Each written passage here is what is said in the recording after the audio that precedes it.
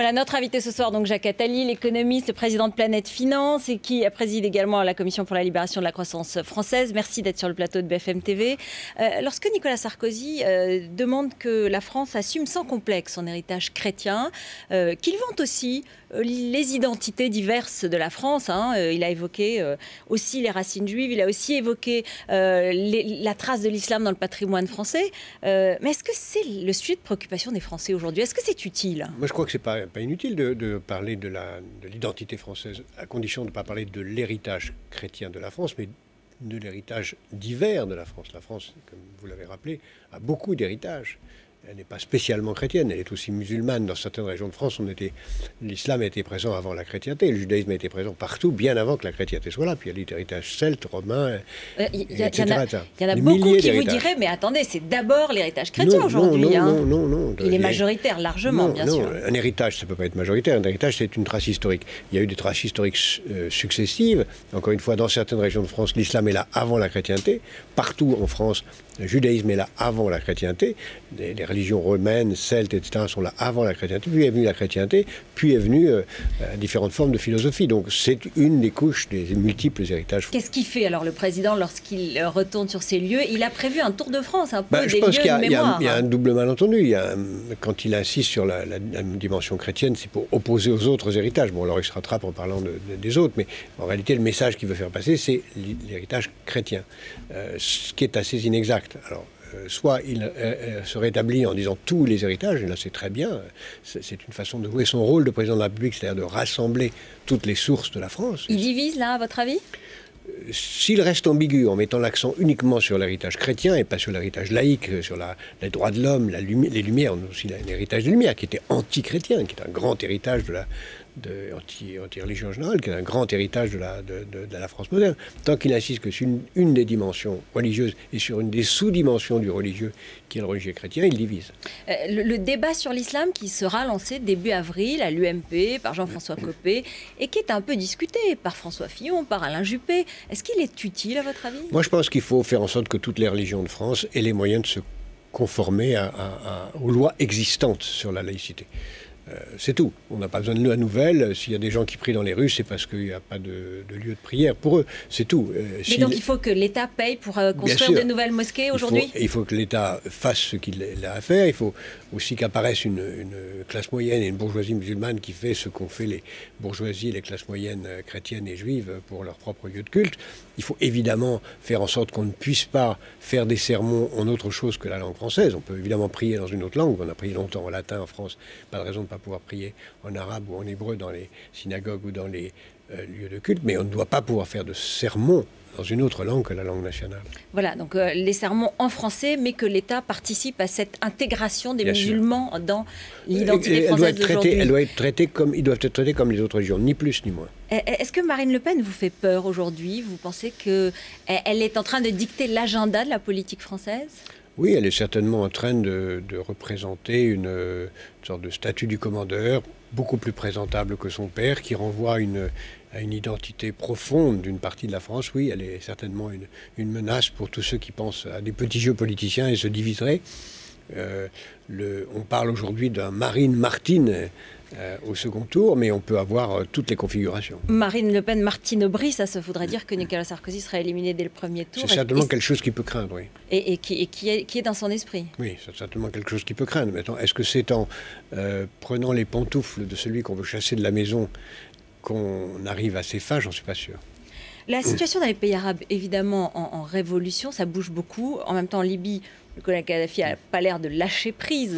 Oui, là aussi, ça nous rejoint au sujet précédent, parce que faire peur avec ce qui se passe là-bas, d'abord en disant qu'il vaut mieux garder les dictateurs plutôt que d'avoir des menaces islamistes, c'était pas vraiment très adroit. Ensuite, faire peur de nouveau en disant non, la menace, c'est pas l'islamisme, c'est l'immigration de masse. Aussi... Il y a des immigrés. Aujourd'hui, il y a quelques centaines d'immigrés qui sont arrivés dans le sud de la France depuis la Tunisie. Voilà. Il faut être objectif. Oui, mais c'est pas une raison pour souhaiter que ce pays reste des dictatures. C'est au contraire une raison pour faire en sorte de les aider à se développer. On voit que la Banque européenne d'investissement vient de mettre 1 milliard sur la table pour aider ces pays. Tous les grands pays du monde font quelque chose. La France, on attend encore de savoir. Il faut aider absolument la Tunisie pour éviter d'avoir ou le retour d'un dictateur ou le retour d'un totalitarisme quelconque ou des masses d'immigration. C'est évidemment ça qu'il faut faire. Et c'est notre intérêt. Le développement de la Tunisie, c'est le développement d'un marché pour nous. Honnêtement, vous connaissez très bien la vie dans le monde. Il est évident qu'une instabilité dans une certaine région va créer des mouvements de population. C'est normal que ce soit un souci, c'est normal que ce soit une préoccupation. Bien sûr, mais nous avons eu à régler ce problème quand est tombé le mur de Berlin. Oui. Nous avons, aujourd'hui, tombe le mur de la Méditerranée. C'est pareil. Qu'est-ce qu'on a fait quand le mur de Berlin est tombé? J'ai fondé la Banque européenne de reconstruction et de développement, qui a aidé ces pays à s'enraciner dans la démocratie et le marché. Il faut faire l'équivalent maintenant. Il y a eu bien sûr quelques plombiers polonais, mais il n'y a pas eu une invasion massive de gens. Évidemment, il faut faire la même chose avec ces pays. Il faut faire la même chose. Il faut ce qu'on voudra, mais une grande institution qui aide. Elle existe d'ailleurs. C'est la Banque européenne d'investissement. Pas besoin de créer une nouvelle institution. Mais il faut que tous les pays se mobilisent pour aider ces pays. Concrètement, on parle maintenant des conséquences sur l'immigration, sur les pays développés. Est-ce que vous craignez un choc pétrolier? Est-ce que vous craignez une déstabilisation économique? Oui, bien sûr. Enfin, pas du tout avec la Tunisie, pas du tout avec l'Égypte, qui sont des très grandes et bonnes nouvelles qui vont dans l'esprit de ce qui s'est passé en Amérique latine, en Europe de l'Est, et qui va se passer en Afrique de l'Ouest avec ce qui se joue aujourd'hui en Côte d'Ivoire et dans d'autres pays. Mais le grand problème, c'est l'articulation Iran-Bahreïn-Arabie Saoudite. Il faut bien commencer à comprendre ce qui se passe. Le Bahreïn est une nation majoritaire chiite et dominée par des sunnites, et l'Arabie Saoudite a une petite minorité chiite, mais qui se trouve dans la région pétrolière. Donc il y a vraiment là un problème d'un pays qui n'est pas un pays tout à fait comme les autres, puisqu'il possède l'essentiel des réserves du monde avec une très faible population, et qu'on doit traiter comme un pays très particulier, et donc personne n'a intérêt à ce qu'il soit déstabilisé. Et concrètement, on pourrait avoir un nouveau choc pétrolier qui pourrait remettre en cause la reprise de la croissance. Il a eu lieu de façon douce, puisqu'on le prix du pétrole a plus que doublé, presque triplé dans les dernières années, sans qu'on s'en rende compte. Donc le choc pétrolier a déjà eu lieu. La question de savoir s'il va s'accélérer, moi je pense que de toute façon, il faut s'habituer à vivre durablement avec un pétrole cher, ce qui est plutôt une bonne nouvelle s'il est cher. D'abord parce que ça donne des moyens à ceux qui nous achètent de nous acheter des choses, et ensuite parce que ça pousse à accélérer les économies d'énergie qui sont absolument vitales. Et ce que l'échec de Kyoto n'a pas permis de réaliser, c'est-à-dire de lancer des programmes d'économie d'énergie, eh bien le prix va y parvenir. C'est le choc pétrolier aujourd'hui qui peut nous permettre de progresser, disons, dans une certaine attitude correctement écologique. Exactement. En tout cas, le choc pétrolier est un formidable accélérateur de la résolution des problèmes climatiques. Oui, voilà, donc c'est une bonne. Il faut voir le côté positif des choses.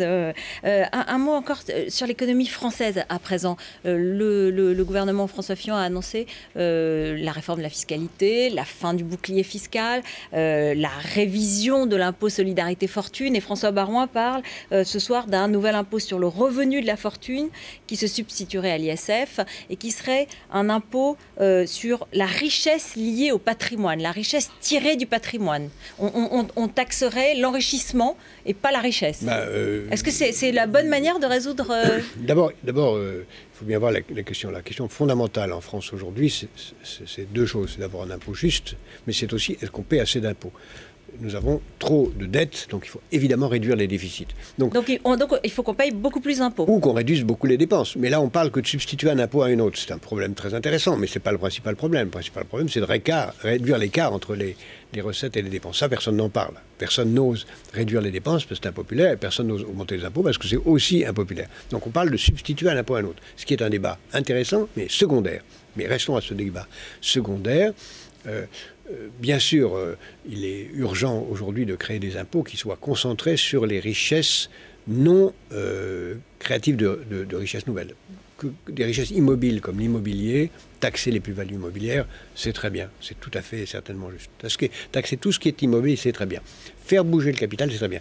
Alors, parler de taxation sur l'enrichissement, c'est une façon d'inventer de nouveaux mots pour parler de la taxation des plus-values. C'est vieux comme le monde. Donc, il s'agit... Pour dire les choses clairement, de remplacer l'impôt sur la fortune par une augmentation de la taxe sur les plus-values. C'est pas idiot. C'est à peu près... Mais c'est marginal, on parle de 2-3 milliards, alors que ce qu'il faut réduire, il faut bien se rappeler, n'est-ce pas? Il faut trouver 35 milliards d'économies ou de recettes nouvelles par an. On en a trouvé l'année dernière 11. Et là, on nous parle de remplacer 2 par 2. C'est vraiment pas le sujet. 4 à 5 par peut-être 4, effectivement. Il y a tout un climat comme ça, quelques livres qui paraissent sur... qui prennent un peu le contre-pied de la déclinologie, qui sont en train de nous dire on a des raisons d'être optimiste, on a des atouts, il faut y aller. Vous partagez ce sentiment? D'abord, pour être beaucoup dans le monde entier, assez peu en France et voir la France de l'extérieur, je constate deux choses. D'abord, le monde est dans une formidable croissance, incroyable dynamisme. Deuxièmement, tout le monde envie la France. Tout le monde rêverait d'être français ou de vivre en France.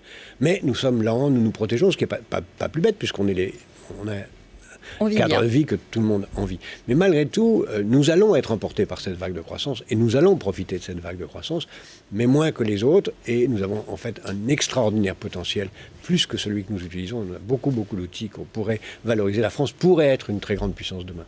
Un mot sur Mohamed Younous, qui est votre ami, le pape du microcrédit, prix Nobel de la paix en 2006, président de la Grameen Bank. Il a été limogé dans son pays par la Banque centrale.